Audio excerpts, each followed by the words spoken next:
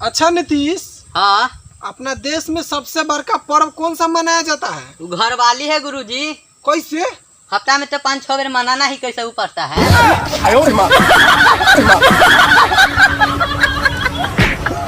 अरे बड़ी उदास बैठे हो, कोई बात दिल पे लगा है या कहीं गाड़ दे बैठे हो?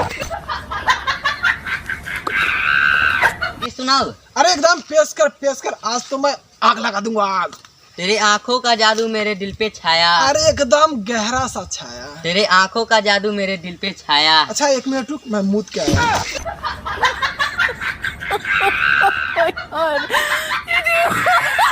लड़कियों का बाल होता है, लड़कों का फंसाने का जाल होता है। दोस्त, ये जो लड़कियों का बाल होता है, लड़कों को फंसाने का जाल होता है। साली पूरा खून चूस लेती है, तभी तो उसका होठ लाल होता है।